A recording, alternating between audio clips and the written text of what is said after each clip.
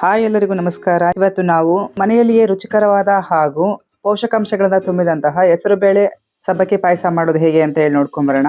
ಇದು ನಮ್ಮ ಮನೆಗಳಲ್ಲಿ ಹಬ್ಬ, ಉಪವಾಸ, ವಿಶೇಷ ದಿನಗಳಲ್ಲಿ ಮಾಡುವಂತಹ ಸಿಹಿ. ಹೆಸರುಬೇಳೆಯಿಂದ ಪ್ರೋಟೀನ್, ಸಬ್ಬಕ್ಕಿಯಿಂದ ಶಕ್ತಿ ಎರಡೂ ಸೇರಿ ಮೃದುವಾದ ಪಾಯಸ ಸಿದ್ಧ ಆಗುತ್ತೆ. ಅದನ್ನ ಮಾಡೋದಕ್ಕೆ 1 ಬಟ್ಲಷ್ಟು ಸಬ್ಬಕ್ಕಿ, 1 ಬಟ್ಲಷ್ಟು ಹೆಸರುಬೇಳೆ, 1-2 ಚಮಚದಷ್ಟು ಗಸಗಸೆ, 1 ಚಮಚದಷ್ಟು ದ್ರಾಕ್ಷಿ, 1 ಚಮಚ ಗೋಡಂಬಿ, 1-2 ಬಟ್ಲಷ್ಟು ಬೆಲ್ಲ ತೊಗೊಂಡಿದ್ದೀನಿ. ಹಾಗೆ ತೆಂಗಿನಕಾಯಿ 1-2 ಚಮಚ, 3 ಏಲಕ್ಕಿಕಾಯಿ, 1 ಚಮಚದಷ್ಟು ತುಪ್ಪ ತೊಗೊಂಡಿದ್ದೀನಿ. ಮೊದಲು ಒಂದು ಕುಕ್ಕರಿಗೆ 1 ಬಟ್ಲಷ್ಟು ಸಬ್ಬಕ್ಕಿ, 1 ಬಟ್ಲು ಹೆಸರುಬೇಳೆ ಹಾಕ್ಕೊಂಡು ಚೆನ್ನಾಗಿ ಫ್ರೈ ಮಾಡ್ಕೊಳ್ಳೋಣ. ಇದಕ್ಕೆ ಎಣ್ಣೆ ಅಥವಾ ತುಪ್ಪ ಏನೂ ಬಳಸ್ತಾ ಇಲ್ಲ, ಹಾಗೆ ಡ್ರೈ ರೋಸ್ಟ್ ಮಾಡ್ಕೊತಾ ಇದ್ದೀನಿ. ಇದು ನಿಧಾನವಾಗಿ 2-3 ನಿಮಿಷ ಚೆನ್ನಾಗಿ ಫ್ರೈ ಮಾಡ್ಕೋಬೇಕು. ಗಮ್ಮಂತ ಪರಿಮಳ ಬರುತ್ತೆ. ಇದು ಬೆಂದ ಮೇಲೆ ತುಂಬ ಸಾಫ್ಟ್ ಆಗುತ್ತೆ. ಇದಕ್ಕೀಗ ಇದು ಮುಳುಗುವಷ್ಟು ನೀರು ಸೇರಿಸ್ಕೊತಾ ಇದ್ದೀನಿ. ನೀರು ಸೇರಿಸ್ಕೊಂಡು ಒಂದ್ಸರಿ ಮಿಕ್ಸ್ ಮಾಡಿಕೊಂಡು ಲಿಡ್ ಕ್ಲೋಸ್ ಮಾಡಿ ಒಂದೇ ವಿಸಲ್ ಹೊಡ್ಸ್ಕೊಳ್ಳೋಣ. ಈಗ ಪಾಯಸಕ್ಕೆ ಪರಿಮಳ ಕೊಡುವಂತಹ ಗಸಗಸೆ ಹಾಗೂ ತೆಂಗಿನಕಾಯಿ ಮಿಶ್ರಣ ತಯಾರಿಸ್ಕೊಳ್ಳೋದು ಹೇಗೆ ಅಂತ ಹೇಳಿ ನೋಡ್ಕೊಳ್ಳೋಣ. ಈ ಥರ ಒಗ್ಗರಣೆ ಪ್ಯಾನ್ ಇಟ್ಕೊಂಡಿದ್ದೀನಿ. ಒಗ್ಗರಣೆ ಪ್ಯಾನ್ಗೆ 1-2 ಚಮಚದಷ್ಟು ಗಸಗಸೆ ಹಾಕ್ಕೊಂಡಿದ್ದೀನಿ. ಗಸಗಸೆ ಜೊತೆಗೆ 3 ಏಲಕ್ಕಿ ಸೇರಿಸ್ಕೊಂಡು ಚೆನ್ನಾಗಿ ಫ್ರೈ ಮಾಡ್ಕೊತಾ ಇದ್ದೀನಿ.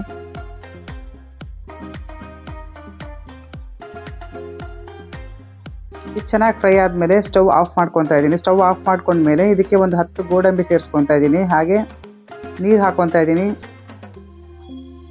ಈ ಬಿಸಿಗೆ ಏನೇ ಸ್ವಲ್ಪ ಬೇಗ ನೆಂದ್ಕೊಳ್ಳುತ್ತೆ ಚೆನ್ನಾಗಿ. ಇದು ತಣ್ಣಗಾದ್ಮೇಲೆ ಒಂದು ಮಿಕ್ಸಿ ಜಾರ್ಗೆ ಸೇರಿಸ್ಕೊಳ್ಳೋಣ.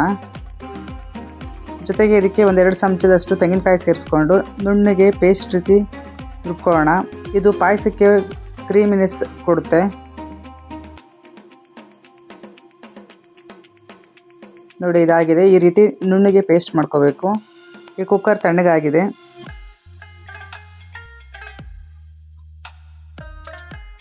ಹೆಸರುಬೇಳೆ ಹಾಗೂ ಸಬ್ಬಕ್ಕಿ ಎರಡೂ ಸಹ ತುಂಬ ಚೆನ್ನಾಗಿ ಬೆಂದಿದೆ. ನೀವು ಇದನ್ನು ಬೇರೆ ಪಾತ್ರೆಗೆ ಬೇಕಾದರೂ ಸೇರಿಸ್ಕೋಬೋದು, ದೊಡ್ಡ ಪಾತ್ರೆಗೆ ಸೇರಿಸ್ಕೊಂಡು ಬೇಕಾದ್ರೂ ಮಾಡ್ಬೋದು. ನಾನು ಇದೇ ಕುಕ್ಕರಲ್ಲಿ ಹೀಗೆ ಮಾಡ್ತಾ ಇದ್ದೀನಿ. ಇದಕ್ಕೆ ಈಗ 1-2 ಗ್ಲಾಸಷ್ಟು ನೀರು ಹಾಕ್ಕೊಂಡು ಒಂದ್ಸರಿ ಚೆನ್ನಾಗಿ ಮಿಕ್ಸ್ ಮಾಡ್ಕೋಬೇಕು. ಹಾಗೆ 1 ದೊಡ್ಡ ಬಟ್ಲಷ್ಟು ಬೆಲ್ಲ ತೊಗೊಂಡಿದ್ನಲ್ಲ, ಅದನ್ನು ಹಾಕ್ಕೊಂಡು ಮಿಕ್ಸ್ ಮಾಡ್ಕೊತಾ ಇದ್ದೀನಿ. ಬೆಲ್ಲ ಕರಗೋದಕ್ಕೆ 2-3 ನಿಮಿಷ ತಗೊಳುತ್ತೆ. ಬೆಲ್ಲದಿಂದ ಸಿಹಿ, ರುಚಿ ಎಲ್ಲನೂ ಸಹ ಬರುತ್ತೆ. ನೀವು ಸಕ್ಕರೆ ಹಾಕು ಸಹ ಮಾಡ್ಕೋಬೋದು, ಆದರೆ ಬೆಲ್ಲ ಹಾಕಿ ಮಾಡೋದ್ರಿಂದ ಟೇಸ್ಟ್ ತುಂಬ ಚೆನ್ನಾಗಿರುತ್ತೆ.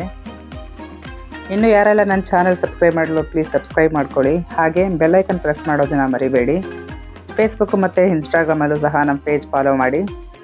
ಬೆಲ್ಲ ಎಲ್ಲ ಚೆನ್ನಾಗಿ ಕರಗಿದ್ಮೇಲೆ ನಾವು ತಯಾರಿಸಿಟ್ಕೊಂಡಿರುವಂತಹ ಗಸಗಸೆ ಹಾಗೂ ತೆಂಗಿನಕಾಯಿ ಪೇಸ್ಟನ್ನು ಸೇರಿಸ್ಕೊಳ್ಳೋಣ. ಮಿಕ್ಸಿ ಜಾರಿಗೆ 1 ಗ್ಲಾಸ್ ನೀರು ಹಾಕಿ ಚೆನ್ನಾಗಿ ಮಿಕ್ಸ್ ಮಾಡಿ ಅದನ್ನು ಸಹ ಸೇರಿಸ್ಕೊತಾ ಇದ್ದೀನಿ. ಇದನ್ನು ಚೆನ್ನಾಗಿ ಮಿಕ್ಸ್ ಮಾಡಿಕೊಂಡು 2-3 ನಿಮಿಷ ಕುದಿಸ್ಕೊಂಡ್ರೆ ಸಾಕಾಗುತ್ತೆ. ಹೆಚ್ಚು ಕುದಿಸ್ಕೋಬೇಡಿ, ಕ್ರೀಮಿನೆಸ್ ಹಾಗೆ ಉಳಿಬೇಕು.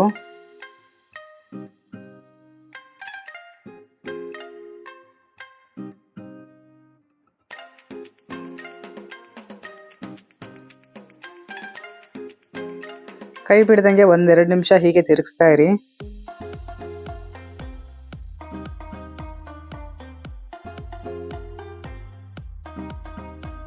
ಕಡೆದಾಗಿ 1 ಬಟ್ಲಷ್ಟು ಹಾಲನ್ನು ಹಾಕೊತಾ ಇದ್ದೀನಿ. ಹಾಲು ಹಾಕಿದ್ಮೇಲೆ 1-2 ನಿಮಿಷ ಕುದ್ರೆ ಸಾಕಾಗುತ್ತೆ. ತುಂಬಾ ರುಚಿಕರವಾದಂತಹ ಹಾಗೂ ಆರೋಗ್ಯಕರವಾದಂತಹ ಕ್ರೀಮಿ ಪಾಯಸ ರೆಡಿ ಆಗ್ತಾ ಇದೆ.